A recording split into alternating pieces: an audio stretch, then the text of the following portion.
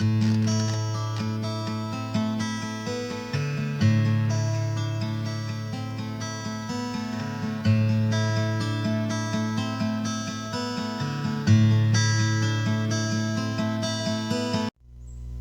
feel like our conversations have been quite serious.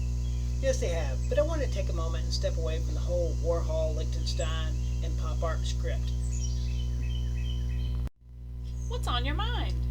Well, this week, June 11th, professional wrestling Hall of Famer Dusty the American Dream Rhodes passed away.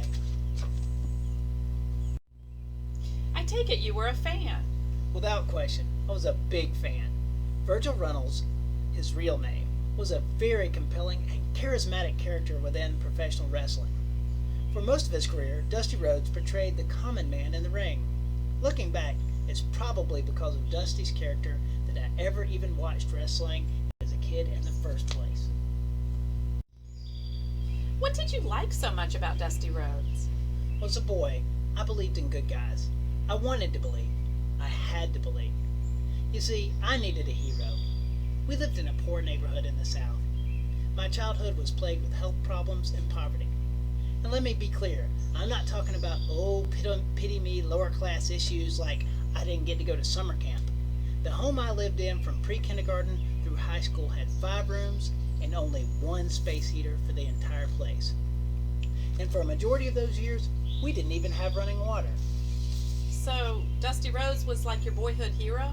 Oh yeah, Dusty's storyline of the poor son of a Texas plumber who made good resonated with me. Of course, I was a greasy little kid who hadn't done anything, but I dreamed of getting up and getting out and making something in my life. For me, Dusty was a symbol of that possibility.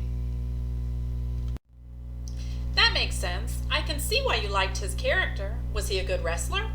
Dusty Rhodes was by far not the most physically fit guy in the ring, but he embodied his character so well that his in-ring performance came off as believable. What do you mean by that? Well, for most of Dusty's career, he was the face of good against great oppressors, be it the evil foreigner like the character Ivan Koloff played during the Cold War, or the uncaring power elite such as the guy Ric Flair portrayed with the Four Horsemen in the 1980s. So you're saying that Dusty played a knight in shining armor, much like John Cena's in-ring persona in current times? Mostly, but Dusty's a little rougher around the edges than Cena. Over the years, and regardless of the wrestling company, Dusty's character remained much the same. The basics to the American dream was that good will prevail and hope is alive. During a short stint when Rhodes was suspended for a revenge act on the Four Horsemen, he wrestled wearing a mask as the Midnight Rider.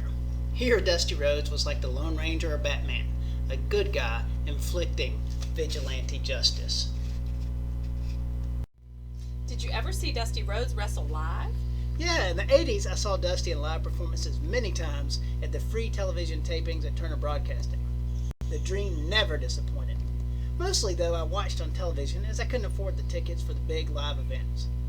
Dusty was a stalwart of the industry, a fantastic performance with a television presence harkening back to Muhammad Ali. I remember that when I was watching wrestling as a kid, I'd get worked up into a frenzy. In fact, to this day, my niece Missy laments over my eagerness to try wrestling holds on her and her sister Jennifer. Was Dusty Rhodes retired when he died? No, as I understand, Virgil Runnels still worked on scripts, recruited and trained new talent for the WWE. In fact, they did a very nice tribute to Dusty on Sunday, June 14th, at the Money in the Bank pay-per-view. Well, you've done the same here. Thank you. And thanks to you, Virgil Runnels, for your career in wrestling. You are the greatest of the great. Let's get it straight. You are greater than Gatsby. Dusty Rhodes, you were, are, and will always be the American dream.